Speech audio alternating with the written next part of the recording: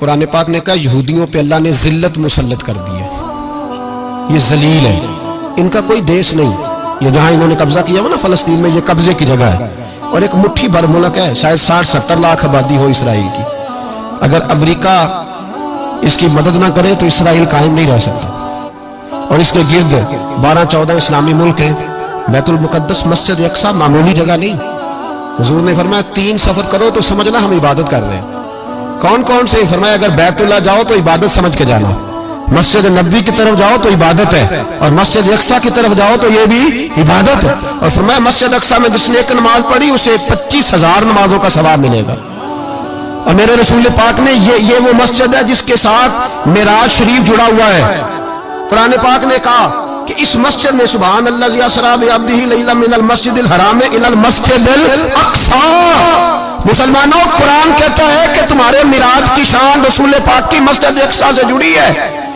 جس محبوب کو رب معراج کرائے تو مسجد اقصیٰ میں لا کے کرائے۔ وہ جگہ معمولی جگہ ہے، وہ معمولی جگہ ہے مسجد اقصیٰ۔ نبی پاک نے وہاں نبیوں کی امامت کرائی، 17 مہینے اس مسجد کی طرف منہ کر کے تیرے اور میرے رسول نے نمازیں پڑھی۔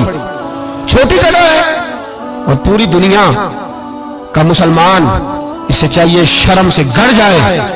ایک امریکہ کا صدر بول کے کہتا ہے کہ اسرائیل کو اجازت ہے اسے دارالحکومت بنائے، اور مسلمان حکمران بیان دے رہے ہیں ظالموں، لٹیروں، تم اپنی سیاستیں چمکانے کے لیے پہلے ایک دوسرے کو گالیاں دیتے ہو، پھر اکٹھے بیٹھ جاتے ہو نمبرنگ کرنے کے لیے۔ تم دین کے اس مسئلے میں سارے اکٹھے کیوں نہیں بیٹھے؟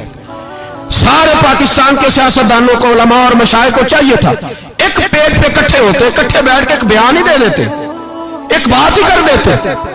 پھر میرا سلوٹ ہے ترکی کے صدر کو، پھر میرا سلوٹ ہے ترکی کے صدر کو۔ عجیب بات ہے نا کہ اس کے پاس ایٹمی طاقت آپ سے کمزور ہے، آپ کی تگڑی ہے۔ اس کے پاس جو فوجی طاقتیں ہیں وہ اپنی جگہ پر، آپ کی فوجی طاقتوں کا لوہا مانتی ہے دنیا، لیکن پھر مجھے کہنے دو نا، میدان میں بندہ ایٹمی طاقت سے نہیں لڑتا، ایمان کی قوت سے لڑتا ہے۔ وہ بول اٹھا ہے نا، کیا کر لیا اس نے اپنی پارلیمنٹ سے خطاب کیا۔ اس نے بہت عرصہ پہلے کہا تھا مسجد اقصیٰ میری خواب میں آئی تھی اور رو کے کہتی تھی آئے مجھے کوئی صلاح الدین ایوبی کا ماننے والا، کوئی آئے مجھے بچائے۔ کہتے ہیں میری خواب میں آئی تھی اور روتی تھی، کہتی تھی کوئی آئے۔